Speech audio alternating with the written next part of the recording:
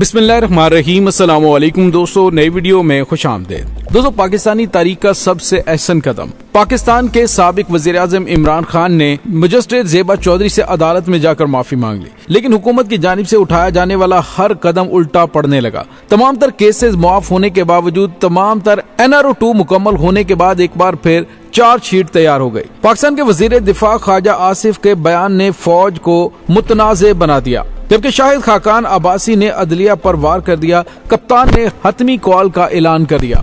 Video की तफसील में जाने से पहले आप देख रहे हैं हकीकत की दुनिया डॉक्टर अली के। हमारा चैनल सब्सक्राइब करके घंटी के निशान को दबाना मत भूलिएगा। इस वीडियो को ज्यादा से ज्यादा फेसबुक, व्हाट्सएप और सोशल मीडिया पर शेयर जरूर करें। शेयर और लाइक करने के साथ साथ कमेंट बॉक्स में पाक फौज जिंदाबाद, पाकिस्तान पाइंदाबाद और पाकिस्तान के गुमनाम हीरोज को सलाम का नारा कमेंट जरूर कीजिएगा। दोस्तों, हुकूमत ने अपना NRO 2 मुकम्मल कर लिया है। तमाम केसेस खत्म हो चुके हैं। बाकी जिनके खिलाफ केसेस मौजूद हैं वो तमाम के तमाम आइंदा 1-2 दिन के अंदर खत्म हो जाएंगे। नवाज शरीफ के खिलाफ बाकायदा तौर पर केस खत्म करने की दरखास्त दे दी गई है और नवाज शरीफ ने कहा है कि अब मैं वतन आने के लिए बेचैन हूँ, एक एक लम्हा मुझ पर भारी पड़ रहा है। यानी आपको अंदाजा हो जाना चाहिए कि बीमारी कितनी बड़ी ड्रामेबाजी थी। किस तरह से पाकिस्तानी अदालतों में एक मुजरिम धोखाधड़ी से मुल्क से बाहर गया और वहां पर जाकर जिस तरह से अय्याशी से मजे करता रहा और फिर रजीम चेंज ऑपरेशन में पाकिस्तान के अंदर जो ड्रामा खेला गया, पाकिस्तान को मुआशी तौर पर इतना तबाह कर दिया कि अब पाकिस्तान सर उठाने के काबिल नहीं रहा। और अब वो कह रहे हैं कि मैं बिल्कुल ठीक हो गया हूँ, मैं पाकिस्तान आने के लिए बेचैन हूँ। तो इसका मकसद यही है कि सिर्फ अपने केसेस से भागे हुए थे, अब केसेस जब खत्म करवा लिए हैं तो उसके बाद पाकिस्तान आने के लिए पर तोले जा रहे हैं। लेकिन दोस्तों, यहाँ पे आपको ये बताते चलें कि हुकूमत की जानिब से जो भी कदम उठाया जा रहा है वो उल्टा उनके गले पड़ रहा है। जिस तरह से उन्होंने इमरान खान की ऑडियो लीक की और उस ऑडियो के अंदर ऑपरेशन रजीम चेंज के हवाले से जो इमरान खान का साइफर के हवाले से मौकफ था वो भी सामने आ गया और पाकिस्तानी कौम को पता चल गया कि झूठ कौन बोल रहा है और सच कौन बोल रहा था। तो दोस्तों, दूसरी जानिब आपको ये बताते चलें कि वजीर दिफा ख्वाजा आसिफ, जो कि इमरान खान के आर्मी चीफ की तकर्री के हवाले से बयान पर काफी ज्यादा सियासत करते हुए नजर आ रहे थे, आज उनकी जानिब से एक ऐसा बयान दिया गया है जिसने खुद फौज को मुतनाज़े बना दिया है। वो जो कह रहे थे कि पाकिस्तानी फौज के तमाम जर्नैल मुहिब्बे वतन है, जो कह रहे थे कि पाकिस्तानी फौज एक यूनिट है, जो कह रहे थे कि पाकिस्तानी फौज के तमाम सीनियर जर्नैल एक पेज पर हैं और सारे के सारे मुहिब्बे वतन हैं और उनका पॉलिटिक्स के साथ कोई लेना देना नहीं। अब ख्वाजा आसिफ ने कहा कि इमरान खान का टारगेट मर्जी का चीफ तैनात करके अगले 10 साल या ताहयात हुक्मरानी करना था। बुनियादी तौर पर चीफ की तैनाती का सिलसिला पिछले अक्टूबर से शुरू हो गया था।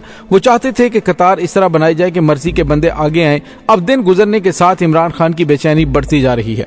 दोस्तों, इसका मतलब ये है कि ख्वाजा आसिफ की जानिब से ये बताने की कोशिश की जा रही है कि पाकिस्तानी फौज के अंदर जर्नैल जो है वो मुख्तलिफ हिस्सों में बटे हुए हैं, पॉलिटिकल पार्टीज के इंटरेस्ट पे काम करते हैं, पाकिस्तान के लिए नहीं।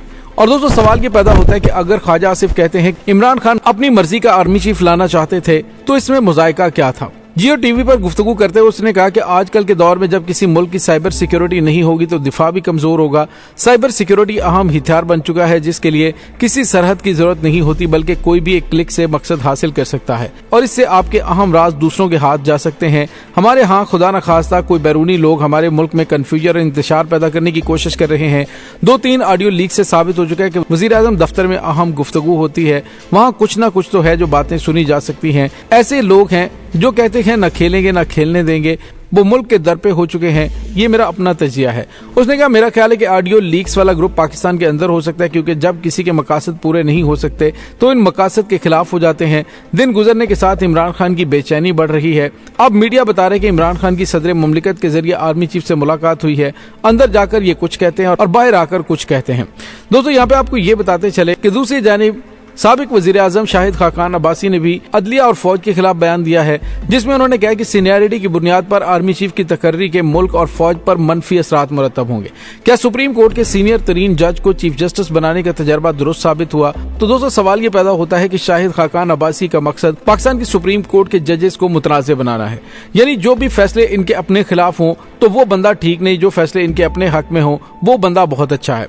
साबिक वजीर आजम शाहिद खाकान अब्बासी ने कहा कि सीनियरिटी की बुनियाद पर आर्मी चीफ बनाए तो इसके मुल्क और फौज के निजाम पर मनफी असरात मुरतब होते हैं। हालांकि इमरान खान ने तो बिल्कुल वाज़ेह अल्फाज में कहा कि झगड़ा ही खत्म किया जाए, बिल्कुल दो टोक और वाज़ेह अल्फाज में जो बंदा सबसे सीनियर होता है उसे आर्मी चीफ बना दिया जाए, बजाय इसके हर 3 साल के बाद आर्मी चीफ की तकर्री के हवाले से फड्डा पैदा हो जाए। उन्होंने कहा था कि पूरी दुनिया में कहीं पर भी आर्मी चीफ की तैनाती के हवाले से कोई इशू नहीं होता सिवाय पाकिस्तान के। अब पाकिस्तान के अंदर इस मामले को हल किया जाना चाहिए। लेकिन दोस्तों यहाँ पे आपको ये बताते चलें कि ये नहीं चाहते कि सीनियरिटी की बुनियाद पर आर्मी चीफ का तकर्रुर किया जाए। हालांकि जितने भी सीनियर जर्नैल होते हैं क्या वो इस काबिल नहीं होते कि वो पाकिस्तान के दिफा को संभाल सकें। जितने भी जर्नैल आर्मी चीफ की तैनाती की लिस्ट में होते हैं वो मोस्ट सीनियर जर्नैल बिल्कुल कैपेबल होते हैं कि वो पाकिस्तान के न सिर्फ दिफा को देख सकें बल्कि उनके अंदर ये सलाहियत होती है कि वो इस्लामी दुनिया की सबसे बड़ी फौज की कमान संभाल सकें।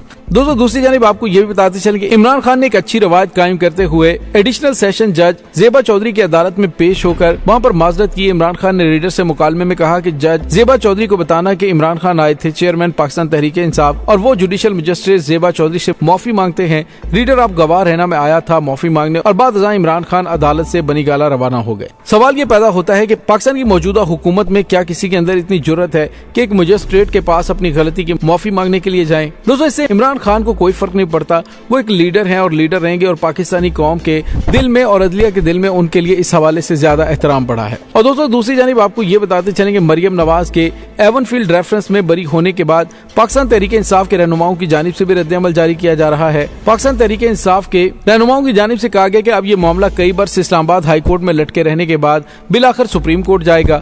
दूसरी जानिब शहबाज गिल ने वेबसाइट पर ट्विटर अकाउंट में एक पैगाम जारी करते हुए लिखा कि मुबारक पाकिस्तान, बाजी मरियम भी बरी हो गई, तमाम चोरी हलाल हो गई, डार साहब भी जल्दी बरी हो जाएंगे, लगता है कि नवाज शरीफ साहब भी जल्दी बरी हो जाएंगे।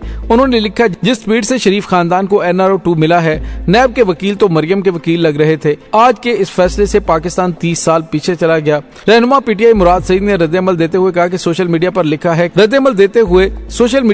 है कि NRO 2 पर अमल दरामद जारी। मरियम नवाज की बरियत पर उस्मान डार ने कहा कि NRO 2 पर तेजी से अमल दरामद जारी है।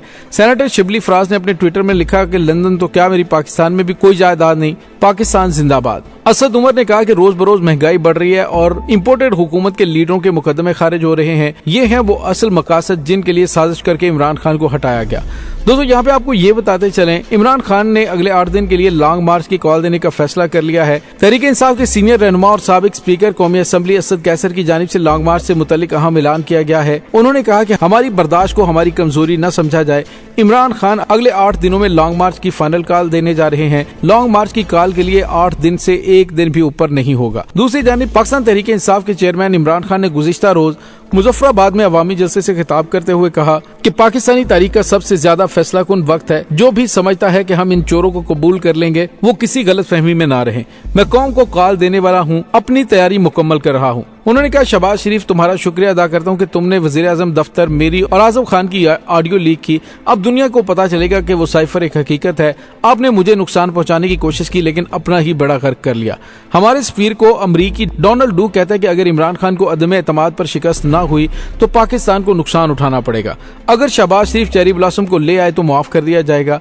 दोस्तों इमरान खान की जानिब से कॉल देने की तैयारियां कर ली गई हैं और पाकिस्तान तहरीक इंसाफ ने कारकुनों को भी मुतहर्रिक करना शुरू कर दिया है, जिससे पता चल रहा है कि आने वाले दिनों में या तो फिर इलेक्शन का ऐलान होगा या फिर मामलात मजीद कशीदगी की जानिब बढ़ जाएंगे। इस तमाम सूरत हाल के बारे में आपका क्या कहना है कमेंट सेक्शन में अपने ख्यालात का इजहार जरूर कीजिएगा। इंशाल्लाह बहुत जल्द मिलते हैं एक नई वीडियो में। तब तक के लिए अपना बहुत सारा ख्याल रखिएगा। पाक फौज जिंदाबाद, पाकिस्तान पाइंदाबाद, पाकिस्तान के गुमनाम हीरोज को सलाम। अल्लाह वारिस।